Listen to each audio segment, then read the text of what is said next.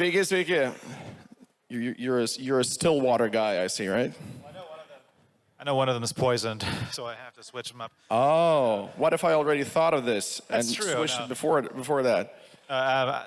Americans are terrified of sparkling water. Well, we stick to this stuff. I'm just going to make a mess here while you talk. Yeah, no problem. Go ahead.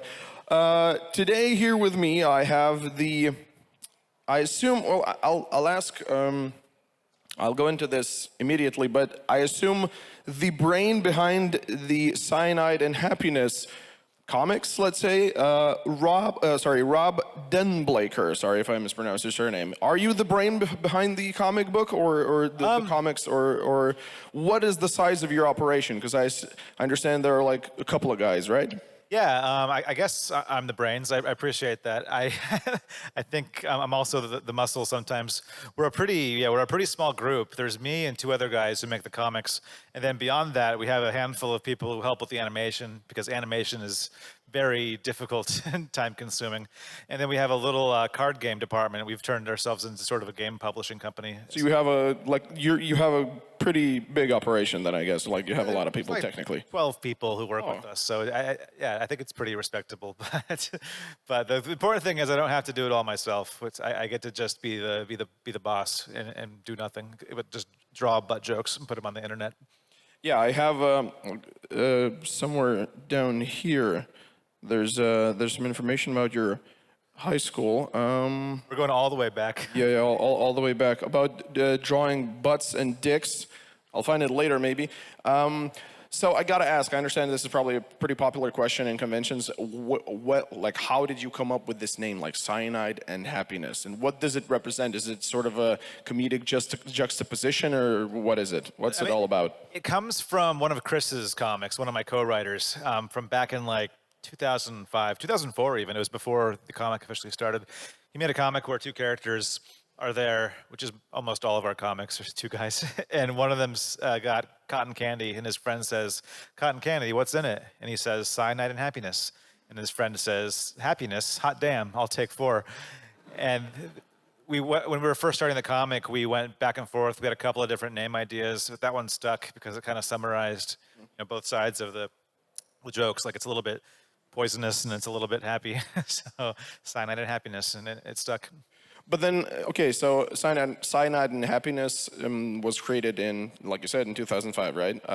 What was the main outlet for you? Did you have a website, or because I understand in 2005 that's like the social media landscape was completely different, right? So you had to, I guess, we had for animation we had. What was the website for animation? I wanted to say Miniclip, but no, that was for video games. But for animation, Newgrounds. Yeah, Newgrounds, exactly. Yeah. Like, people had websites, right? So you created a website, or what was the main outlet? Well, I'm going to sound really old here, but yeah, back in the early internet, the olden days, everybody had a website, and ours was our first website was called sticksuicide.com, which was a ripoff. Stick Suicide. The ripoff of stickdeath.com, which was far more popular. And then our second site was Explosion, which is where we go now. But back in the day, this was like before social media. So the closest thing we had to social media was MySpace, actually. And we were one of the first comics to encourage people to steal our work and change it and host it on their own page. Which is counterintuitive in 2005. Back then, it was all about we got to bring people to our website so that we can show them ads and make money. But we took the opposite approach. We just said, all right, people are going to steal our comics anyway. Let's just encourage them to do so. So we put a little code underneath it that said, use this HTML code to copy and paste our comics onto your MySpace page. And people did, and that's sort of how the comic became popular. So could you then say that this was the original transition to social media from the website, or how was the transition? I mean, MySpace came first, and then Facebook came along and did everything better than MySpace. And Facebook was cool for about 5 years before it started sucking. And now Facebook is like an unusable hellscape. But for a time, yeah, Facebook was also it was the same way. We would just encourage fans to take our comics, to edit them, to change the words, which they still do, and I love. Whenever I post a comic on Facebook, all the people in the replies will change the text to make fun of me or something, or we're at some current event, and it's always hilarious. But yeah, that's one thing I love about webcomics is we don't really like I make the comics, but I don't own the comics. They belong to the internet. Like once I post them, like people are going to edit them and remix them, and that's part of what makes them fun. You think that's part of the internet culture? I mean, your approach is that this is part of the internet culture, right? Because I had somewhere here, I had a question about copyright and maybe someone stealing your content, reposting it. But as I understand, like that is one of the points of the comic, right? For it to just be spread out everywhere. Yeah, that's the internet in general. Like that's why TikTok is so popular, and like it's just Reddit is just people stealing content from Facebook, and like it's all a snake eating itself. And unless you accept that and buy into it, it's hard to get a foothold with any kind of comic strip or animation series. You have to go with the flow. Was there like a sudden, well, not a sudden need was the word I'm looking for. Like for instance, so again, like you've said, right? MySpace, Facebook. Then when did you sort of understand that? Instagram was getting, I don't know, maybe popular. What was that? What did that time look like, and how did you transition there? And then again, the same question goes for TikTok, right? Because TikTok exploded in, let's say, in like the last 5 years, I think, or like the last 4 years only. So, like, how did you transition from one platform to another, and then now you have a totally different landscape, and it's videos also, like not for stills, a platform that's for short videos. Yeah, I mean, our philosophy with Cyanide Happiness since day one was to put it like everywhere. If a new platform emerges, we put the comics on it. We figure out how to make money later, if at all. Like we've got like 2 million followers on Instagram. We've never made any money on Instagram. But like from our perspective, the most important thing is just getting our comics out there, and the more people who are reading it, the better. It doesn't matter if it's on our website, if it's on Twitter or Instagram or Facebook, like it's all the same. Like TikTok, we didn't even create our TikTok. We found one that was stealing our work, and they had 1.2 million subscribers. So I messaged them, and it was a 15-year-old kid in Australia who owned it. And I said, "Hey, can we buy the account off of you for $500?" Really? And he said, "Whoa, that's a lot of money." And he sold us the account. So that's how we got on TikTok, and we've never made that $500 back. It's really hard to make money on the internet. It's only getting harder. Okay, that's an interesting story. If you have any dreams, give up. But then the 15-year-old, he was doing a pretty good job, right? He was doing a pretty good job. If he had like 1.2 million followers, and I understand all the content there was something I would have posted this as well. Yeah, and I think our subscribers have decreased since we took over. I think he was. I think he was running it better than we are. But yeah, he was just taking our stuff and editing it and posting it. Do you have any, like you touched upon the topic that it is hard to make money online, but do you have any like collaborations maybe with brands? Because you have a very popular and a very well-recognized style, right? And I guess it's like a perfect, not a perfect format, but like there's a lot of space for certain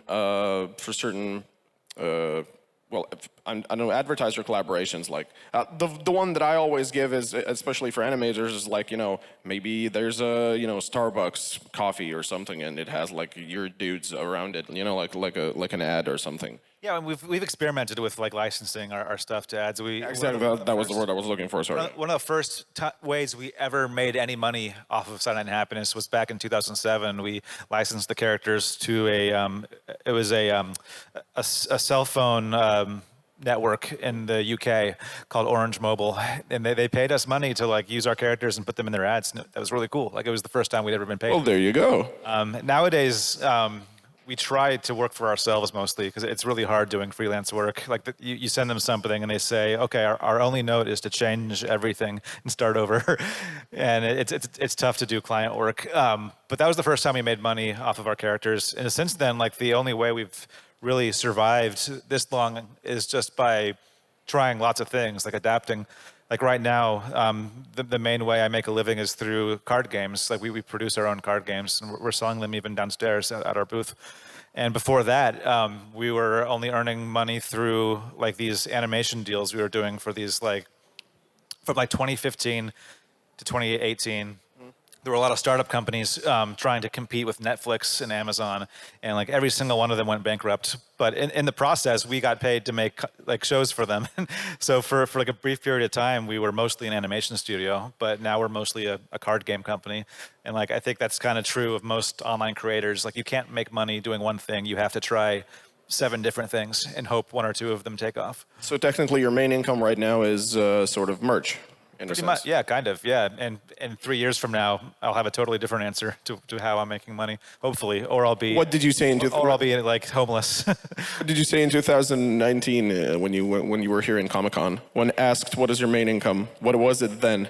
That was actually when the card games were first starting. That was just a couple of years after we launched our very first game, and now we have a couple of games.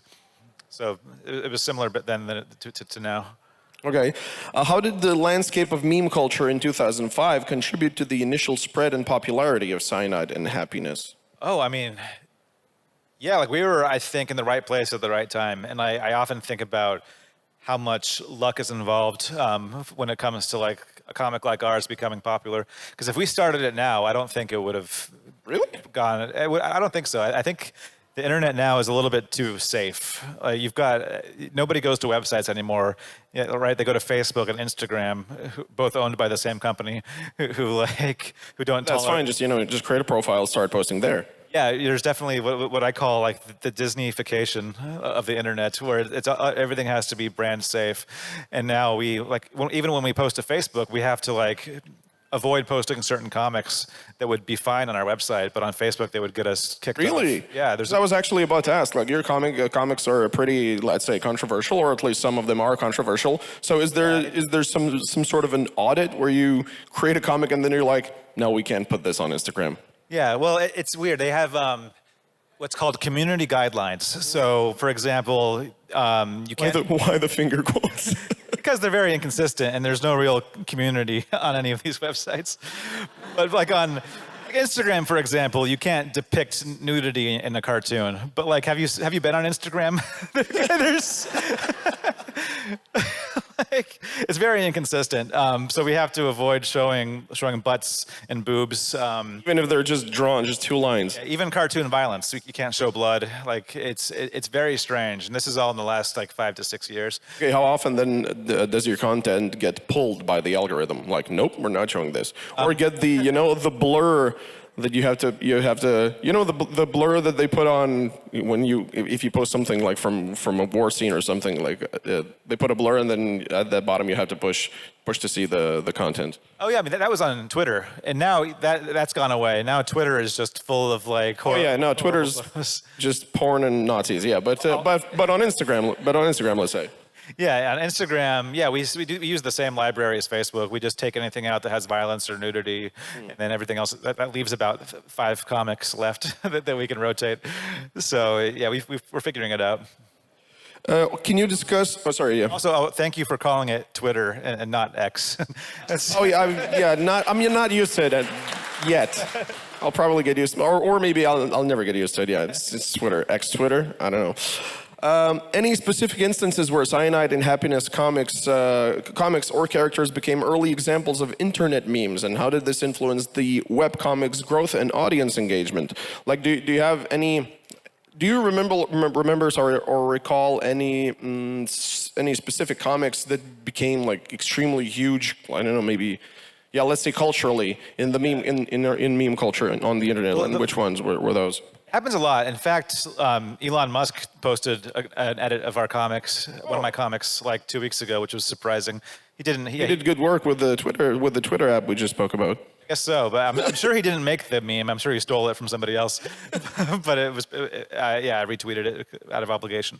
But before that, the first time that I would say like one of our comics reached like meme status was in 2007. I made a comic about a conga line spontaneously forming, and there's a character with a straw hat and a Hawaiian shirt who yells conga. And for some reason, that comic like really took off in Italy, of all places.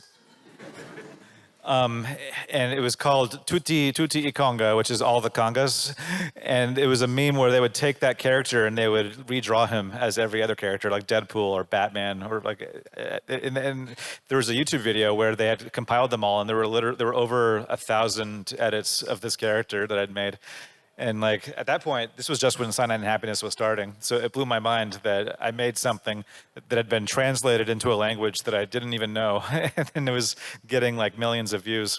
Did it improve the growth of your website, or was it on its own? Just a phenomenon Really, no. on its own? It was its own thing. And I bet like all those Italian kids who were posting it had no idea that there were comics on our website. I think they just liked that character. And that's what I was talking about a second ago. Like once you post something on the internet, it can go anywhere. You no longer own it. Like Elon Musk will steal it. It's no longer yours. How many characters, technically, how many characters do you have? How many different characters? Or reoccurring then characters? Three, two, three, four? Probably 3, maybe 4. We, I mean, anyone who's read CNH, like, you'll know that we don't really use characters very often. Like, we have a few characters, but even the ones we have, like, don't even have names. Like, I have a character named Charles, and I think that's the only character. I was about to ask, like, is it a constant decision? Like, is it a, let's say, is it a decision not to give them names, or like, what's the thought process there? I think it's just my sense of humor. I want to write something that's self-contained and then immediately forgotten the next day. I like comics to be just funny and then completely out of mind. I guess it's called a gag a day comic. And I was actually talking to Nathan Pyle today in the green room. He's the cartoonist who makes Strange Planet. He's here at the show. And both of us do this style where it's a gag a day. The characters don't have names. And like the consequence of that, I think, is it's harder to maintain a fan base over a significant period of time because there's no characters to get like invested in. So I hear a lot from fans who say like, yeah, I read your comics like 4 years ago. I'm like, wow, you should catch up. There's four more years to read. But it's very bite-sized, and I think that's kind of it's a benefit for reading the comics because you can walk away and not miss anything. But it's hard for me because like our audience kind of comes and goes over the years. Meanwhile, I have a friend who's been doing a character-based strip called Dumbing of Age for close to 20 years. He's got like the biggest Patreon in the world because he has characters and he has like fans who are very invested in those characters' lives and like what's going to happen next. So I kind of missed out on that by naming my main character the purple-shirted eye stabber instead of any real name. But that's the trade-off. But what does the usual working day for Rob look like? It changes. It's very different from day to day because I have a lot of jobs. Like I run a business. I run several businesses. I'm a voice actor. I'm a writer. I'm a director. I still write comics. Me and my co-writers, we make a comic a day. So really, yeah, it just depends on the day. Some day I'm voice acting. Some days I'm writing comics. Some days I'm doing nothing. Are you trying to make it sort of because of social media and how it works and the algorithms and all that, and they require, let's say, consistency. Is there how consistent how consistent do you try to be in? What was the question? What are the words I'm looking for right now? Well, yeah, consistency. Like on the internet, everybody, including me, has the attention span of a goldfish. So, like, you have to be consistent. And do you have like a sort of a posting schedule of when you have to post a comic book, or where you have to work on a comic book, where you have to come up with an idea, brainstorm an idea, maybe? Well, we make a brand new comic every day for our website, and then on social media, we post between 1 and 4 times a day. So literally every day you make one comic? Yeah, a new one. Brand new. And that one goes on the website where barely anyone goes anymore. Most people read our comics now on YouTube, Instagram, and Facebook, but it's still part of the job. On social media, I gave up trying to manage my own social media, so now I have like a helper, and he lives overseas, and I've never met him, but he helps me. He takes the comics that I make, I put them in a Dropbox, and he takes them and queues them up on a website that like puts them out, because I would never be able to keep up. There's like 9 different social media platforms, especially now that like Twitter got ruined. Now there's like Threads and Blue Sky, and like I don't have time. but yeah, making the comics is the easiest part these days because it's stick figures. Like it takes like 10 minutes to draw a comic. It can take 10 hours to. You still have to come up with an idea for a premise. That's the hard part, I guess. It take like 10 hours to write a comic, but 10 minutes to make it. Just depends on the day. Where do you find influence for general ideas and for comics? I'm still figuring that out. I don't.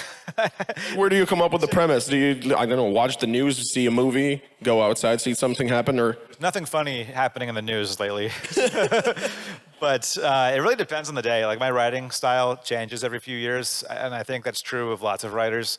Like what works now isn't going to work later on. So my inspiration these days just comes from hanging out with friends, you know, having a beer or two, like just kind of, I don't know, just thinking, and just from walking around and observing things and writing things down. That's the most important part. I've never figured out how to remember an idea for more than 30 seconds. So like if I don't immediately write something down, it's gone forever. Notes, use notes. Yeah. So I have an app on my phone, and like the second I have an idea, I write it down so it doesn't disappear. And sometimes like I look back at the idea and I don't remember what was funny about it. So it's a waste of time either way.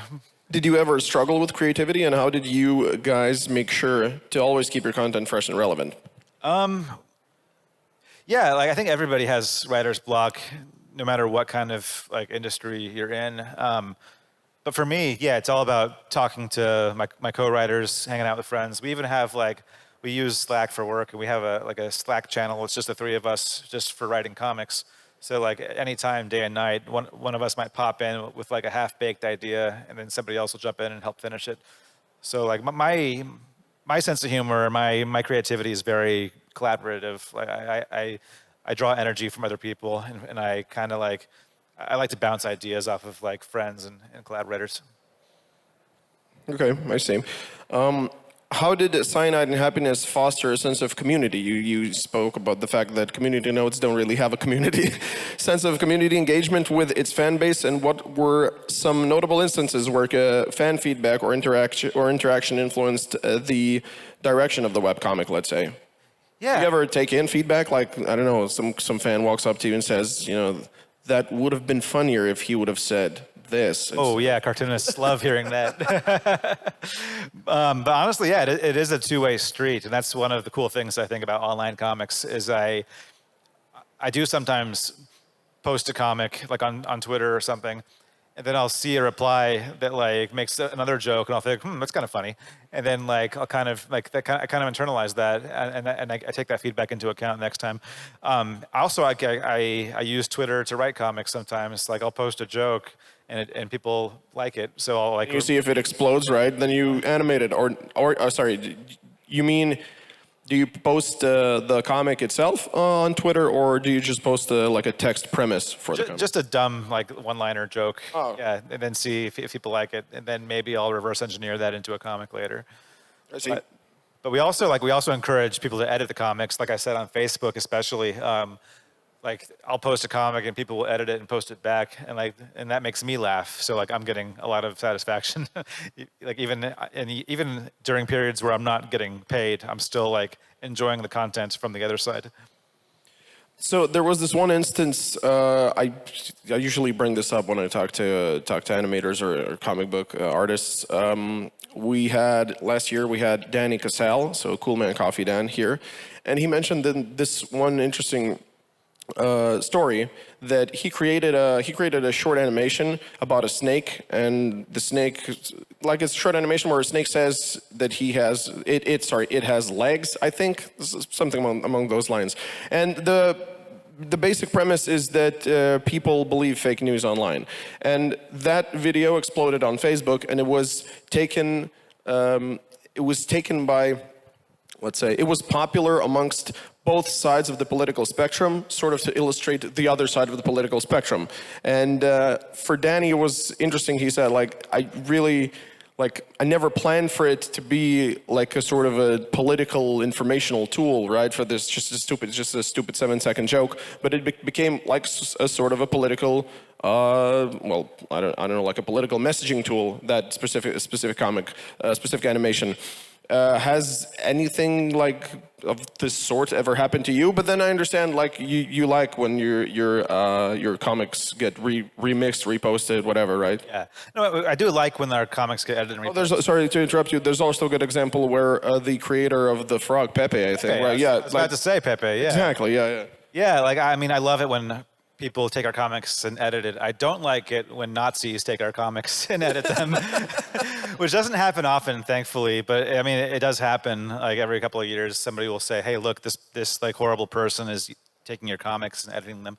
But there's really not much you can do. Even websites like Facebook that used to have moderators don't anymore. Like they fired them all. So like all you can do is just sort of like, shrug and move on, and then keep making comics that reflect your values and your politics, and hope that your number is bigger than their number. So like yeah, it does happen, and I think that's just the internet. The internet is a very angry place, and it's getting angrier. But yeah, you got to go with the flow. Because you've been in this space since 2005, so that's like forever. How many? What's the best way to tackle this? How many cultural, let's say, content? Speaking like from a content standpoint, how many cultural changes have there been in this space?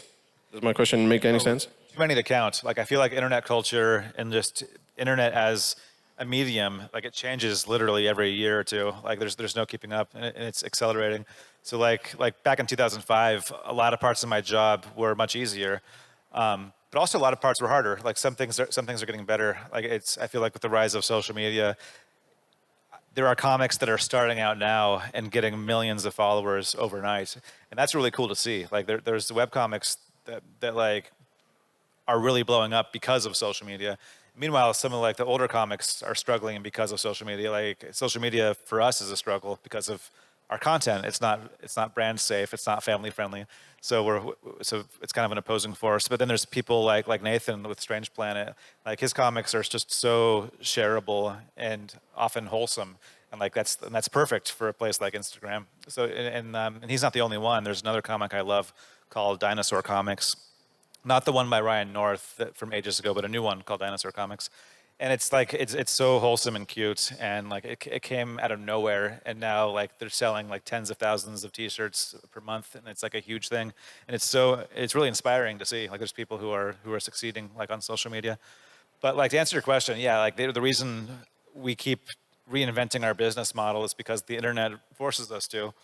Like how often do you reinvent it, and how do you adapt to it? We try to chase down opportunities as they come, and sometimes they succeed, sometimes they fail. But like the important thing is trying. I think you have to try lots of things, especially if you want to be an entrepreneur and work for yourself.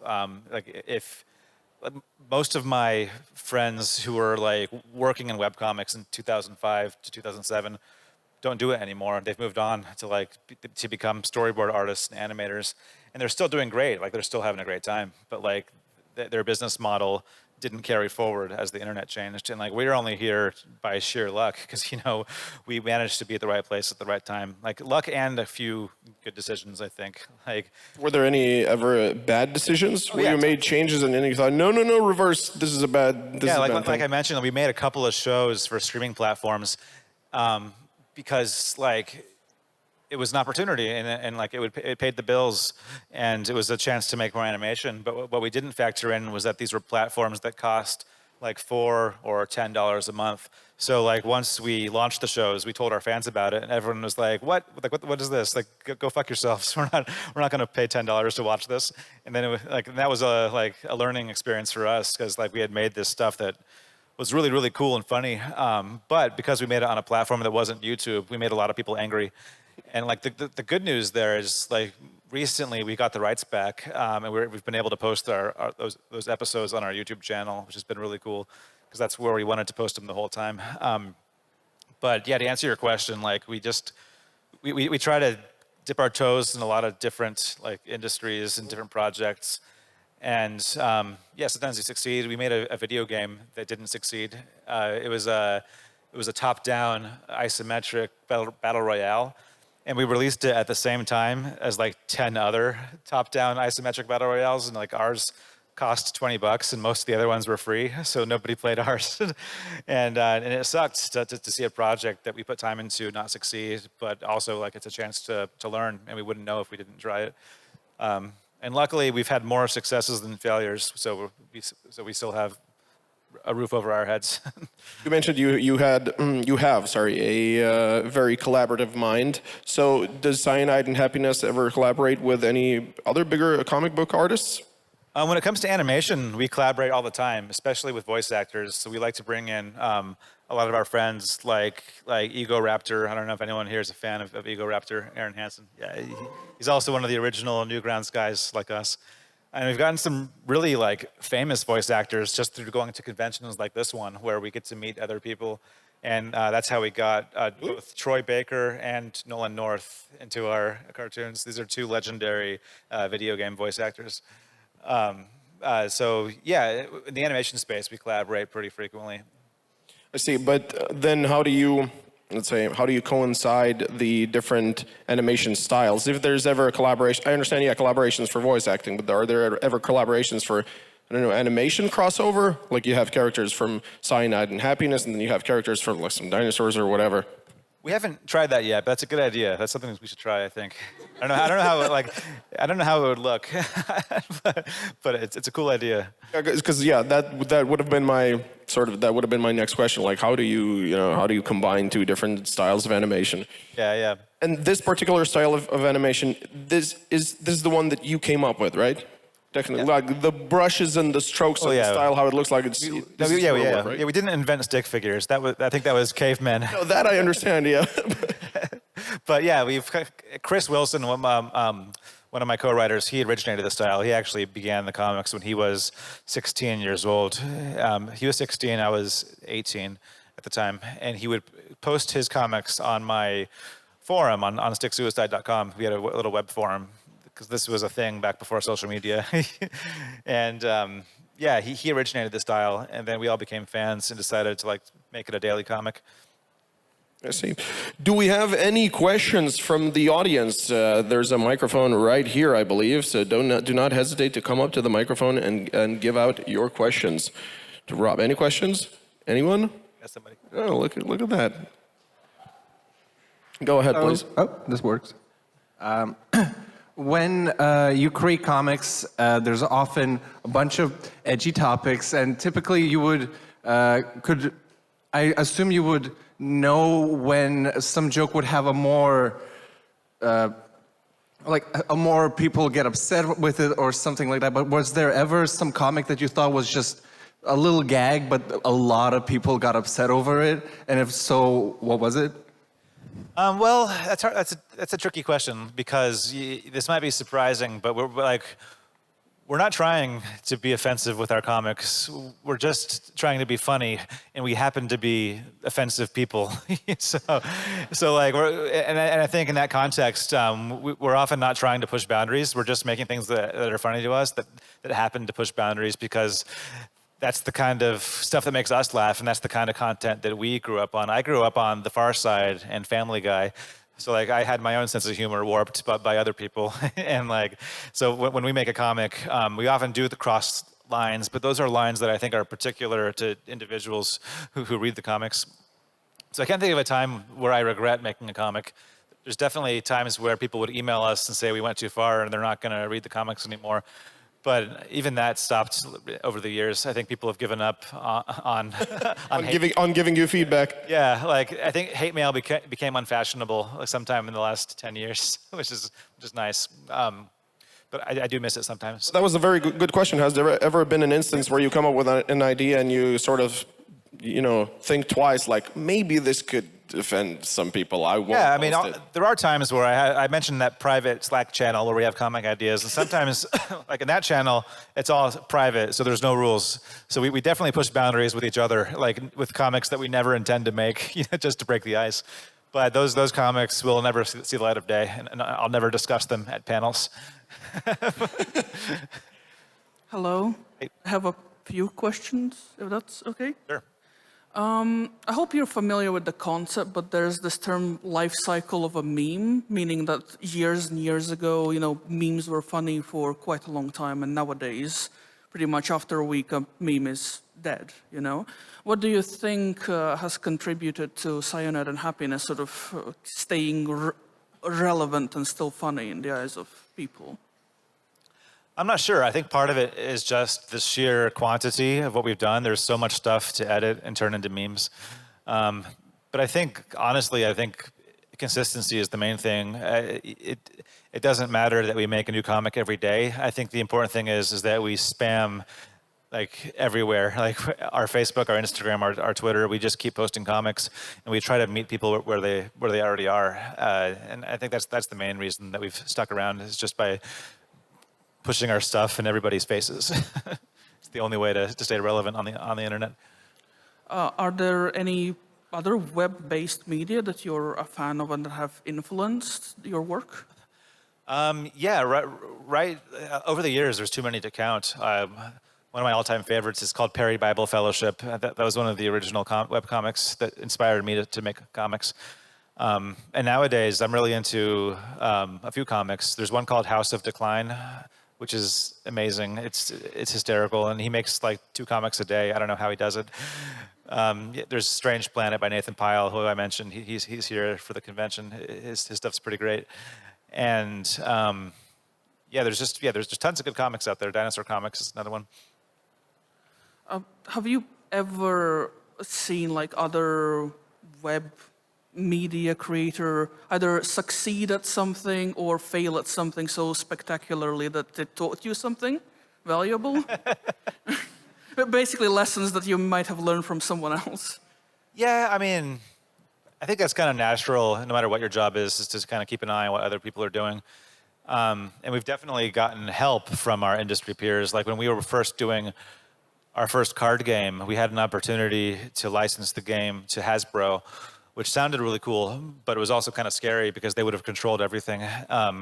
So we talked to some of our peers over at the Oatmeal who had just launched their own card game a year before called Exploding Kittens, and those guys like gave us tons of amazing feedback that inspired us to try to self-publish and go independent. And I think like when it comes to webcomics, like we all talk to each other, like it's one big like friend group. So we pick each other's brains on things like social media and Kickstarter and different strategies. And I think that's one of the reasons that we've all stuck around so long, is just by helping each other. Last one from me, maybe any tips you could give for any aspiring creators for like navigating creativity and collaboration in this sort of anxiety-inducing age of, you know, internet being a mess and generative AI being a horrible pest everywhere? Because I, as a creative, look at all of this and I just sort of feel despair. Well, I think one thing that gives me hope, and it's worth remembering, is that when you see an AI photo on Facebook that has 100,000 likes, those 100,000 people are also bots. So it's content made by AI for AI, and I think like there's always going to be human beings on the internet supporting each other, and I think like the comic strip format has been around since prehistory. So, and if you're wanting to get into comics, like there's never a better time than right now. There's a lot of tools now that are easier than ever. There's free art programs that are easy to learn that don't cost anything. That wasn't the case 20 years ago. So my advice to anyone getting into art would be to just start. Like learn as much as you can, download some software and just teach yourself and be consistent. Challenge yourself to learn and then make lots of friends. I think half of the job is networking and getting to know people, because you never know 5 or 10 years from now like where a job offer or opportunity might come from. Thank you so much. Thank you for your questions. We have some more. Okay, come up to the microphone. Just a joke question. Have you considered hiring back the 15-year-old to manage your TikTok account, which was seemingly more successful under him? Maybe. How old is he now? Well, here's the downside. As we all know, TikTok is driven by an algorithm, and that algorithm is very specific to the person using the app. So when I logged in to an app, to an account that a 15-year-old boy had been using, it was very alarming, the kinds of videos that he was enjoying. So I don't think I want to work with this particular individual. Fair enough. Very good question, thank you. Hello, can you hear me? Yeah, I can hear you. I have a question. What inspired the Thank you. what inspired the character design for the stick figures? Chris, my co-writer, made the first dozen comics before we started joining him and then taking turns. So he originated it, and the style has changed over the years. Like his characters used to have really long legs and look kind of weird, and now they're really short. And now my characters are tall, and they used to be small. So like it kind of changes. Also,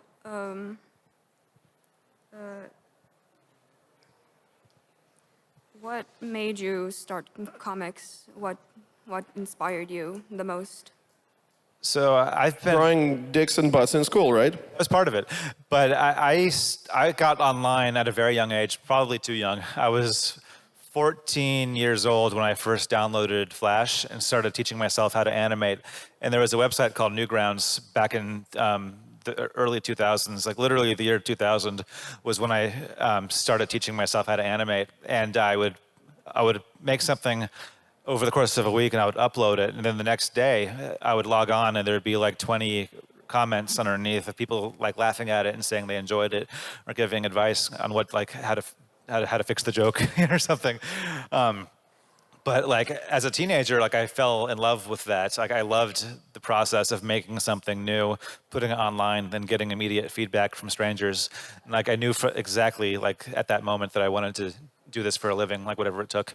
And then of course, like the internet kind of grew around me. Like it became, the internet back then was a place where nerds would log on to their computers if they didn't have any friends like me. And now it's something you carry around in your pocket. And like, it's been like a very gradual progression from that point to this point. But I think, yeah, for me, I knew I always wanted to make content online and entertain people. Thank you for your question. Any others? Yes. Oh, okay. Where would you Continue. Where would you recommend a starting artist to post their comics? What kind of platform? I would say everywhere because you never know which audience will be receptive. I know a lot of cartoonists who their entire audience lives on Instagram, which ours doesn't. Like our audience is mostly on YouTube. And there's other animators who've found success on TikTok and nowhere else. So I think like, yeah, the best place to post is everywhere and then see what works and then maybe increase your posting one place and decrease it somewhere else. Thank you very much. Yeah, you're welcome. Thank you.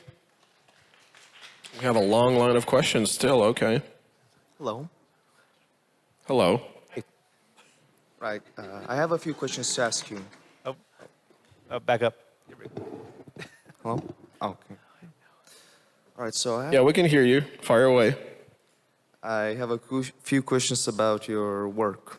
And one of them is, to start with, is what was the proudest work you ever done on your animations?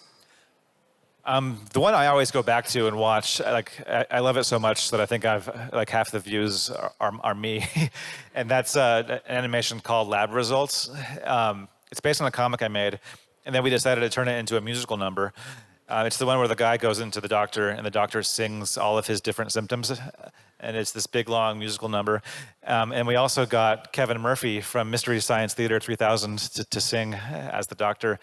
And that one is my favorite because it's a culmination of everything I love. I wrote all the lyrics. I love writing lyrics. I love musicals, and I love Kevin Murphy. So it was kind of like it was just the perfect. It was the perfect animation. Yeah, that's very great to hear. Now, on to the second question I had is...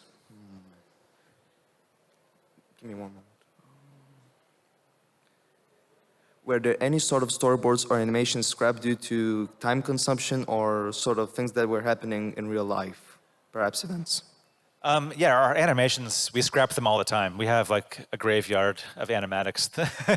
There's so many. And the reason is usually a couple of things. It's either the budget, like the animation is too long or too complicated, and we don't think it's worth spending time on, or sometimes it's because it just isn't funny. Like we had an idea that was funny when we were writing it, but it didn't translate.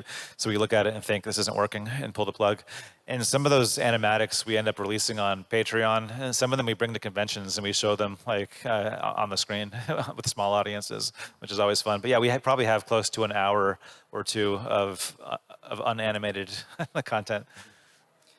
Right, thank you. And I had now for the first question I had is, whenever you're making those animations, is there somewhere an end to some sort of shorts and to the story to itself, and then it repeats like a different type of cycle in the animation itself?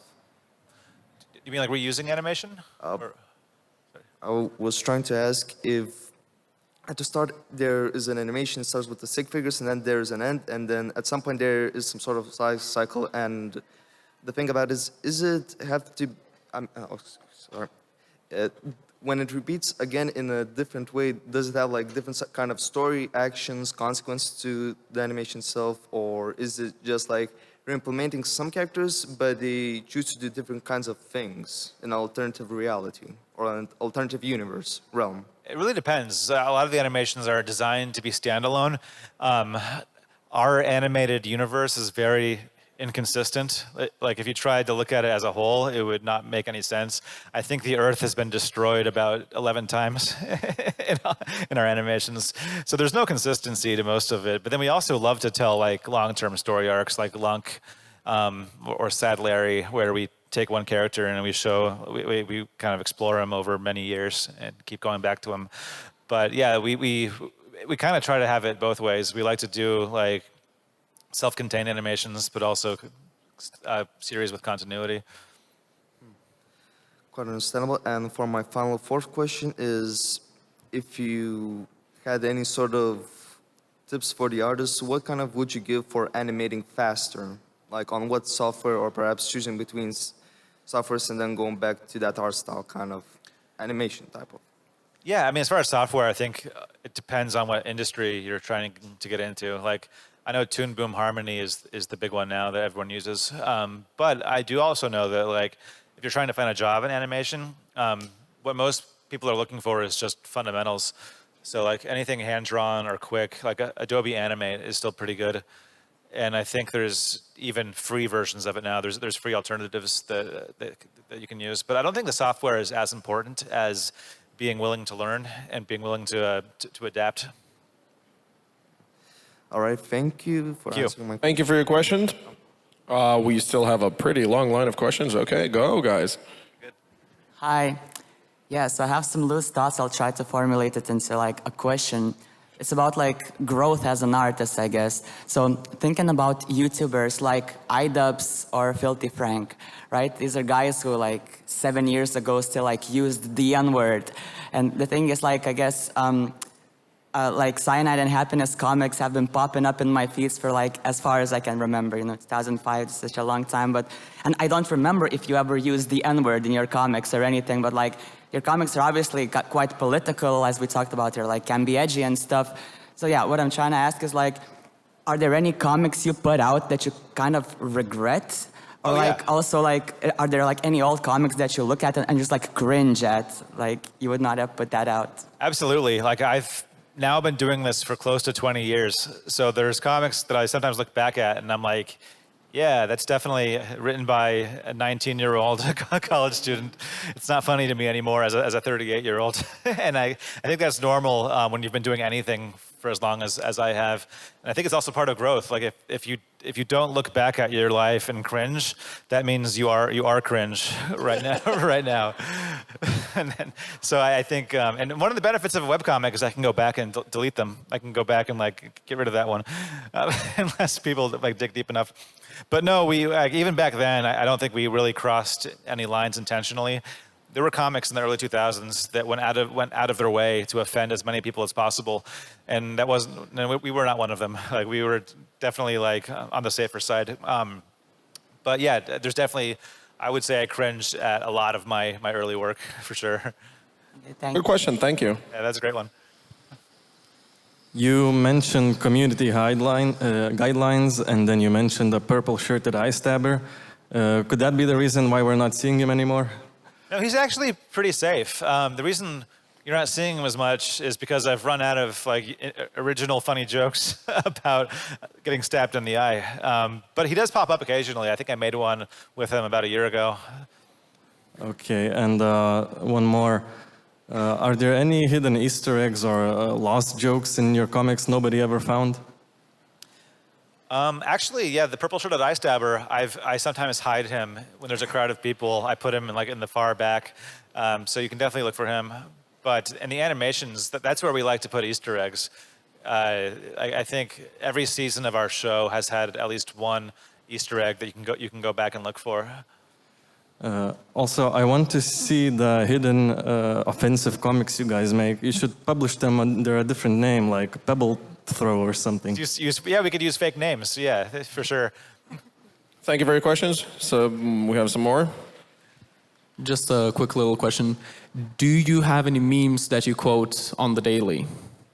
Not really, because there's just too many memes and they're so forgettable. Like, the memes have accelerated. I do quote Homostar Runner a lot.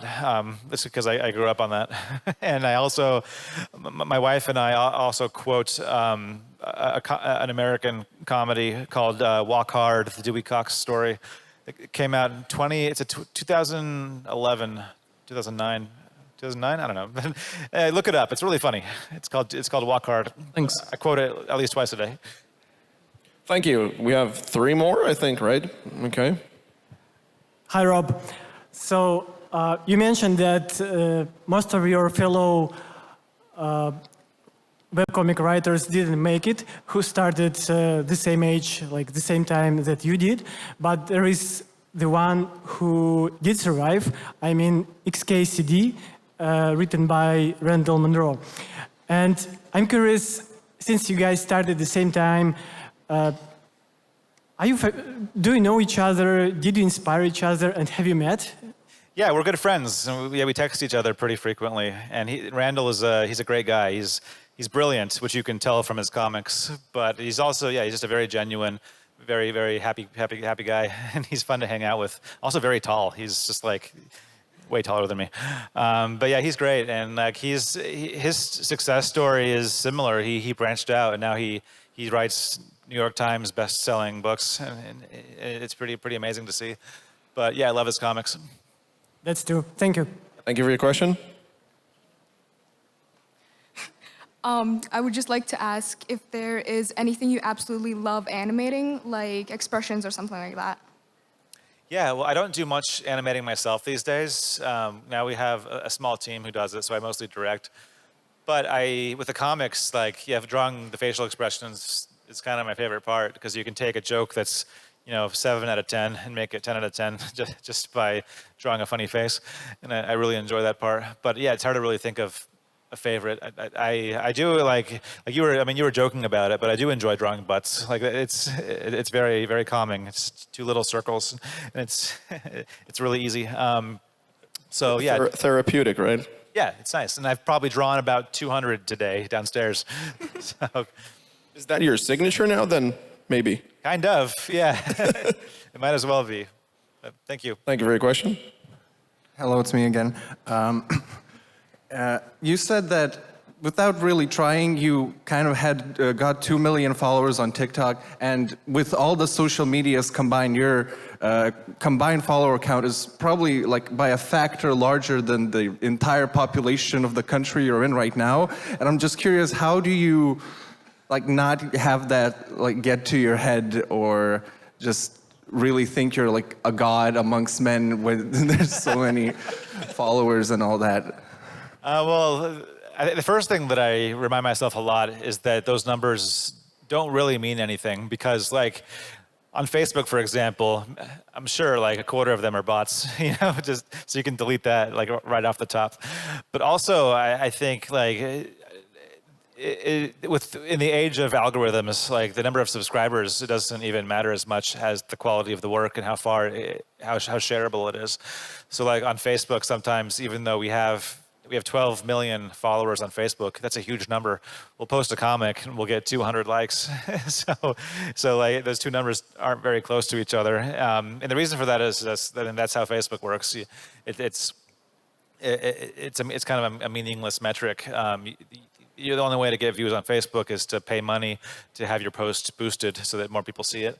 So, I also think, like, even setting aside art or animation or comics, like social media in general, it's not great for like in terms of mental health. It's better to not think about numbers when you're just doing anything, whether it's posting comics or even just like living your life on places like Instagram. Like numbers only exist to make you depressed. So it's better to just post things because you enjoy them and take value in like the feedback and like the real connections with the audience and with friends. Thank you very much. Thank you for your question. We still have two more. Okay, let's try it. Hi, how did you come up with the Depressing Comic Week? Oh, that's an interesting story. I made a comic in 2006 about, there's a little boy in a wheelchair and he said, I want to play basketball when I grow up. And his dad says, you can't walk. And then the kid dies of internal bleeding because his dreams were crushed. And I made this comic, and before I posted it, I sent it over to Dave in the comics chat, and I said like, I don't think this comic's very funny. Do you think I should post it? And he looked at it and he said like, you're right, that's the least funny thing you've ever made, but yes, you should post it, and I'm gonna make one too. I'm gonna make one even sadder. And then we got Kristen on it, and we decided to call it Depressing Comic Week, and we've been doing it almost every year since. And every year we try to one-up ourselves, and if you go through it from start to finish, you'll see like how it starts out where it's all about death and like, you know, losing like a father watching their child get hit by a car in front of them. And then as the years go on, it becomes more psychological, and like it's comics about dying alone and like, or like Alzheimer's, and it gets really fucked up. And then, and like, I feel like lately we're really struggling to find like sad comics ideas. It's hard to outdo ourselves. Thank you. Thank you for your question. And the last one. Hi, Rob. You mentioned that, this is kind of a joke, but it's serious at the same time. You mentioned that you were inspired by Homestar Runner, right? Could it be possible in the far or near future to, I don't know, to revive Trogdor the Burninator in some sort, you know, a format with Cyanide Happiness or other format? Because in my opinion, the world needs more Trogdor the Burninator. Oh, well, I have a very good answer for you then, because they actually made a board game. Really? And they're working with us right now to figure out how to distribute it. So we're going to be collaborating. Matt Chapman has actually been texting us, and we've been trying to like figure out how to work together on their board game. It's called Trogdor the board game, and it's fantastic. So maybe the best news that I've ever heard for like the past 2 years. I'm a big fan of Trogdor. We'll make sure to get it here in Lithuania. We'll try to send it to some stores. Thanks a lot. Yeah. Thank you, everyone, for coming. Thank you for your questions. Thanks. I think there's one more if we have time. Oh, he's in camo. I can't see him, so please go ahead. Sure. Okay, so I have a short question. So let's say, how long does it take you, and like, yeah, of course, your team, to think of an idea and, you know, just make it happen? It depends on the idea. Sometimes I'll have a comic idea spontaneously, and I'll write it down, and then 5 minutes later, I'll draw it, and then it's done. And then there's animations that have taken us like over a year to figure out, like the writing process, the animation process. And before we even hired any animators, like I was the only person animating, and our first cartoon took 2 years to make, because it was just me animating it. So yeah, it really depends on the work. Okay, thank you. Thank you. Thank you all. Thanks, Rob, and thank you for coming. Thank you. Thank you.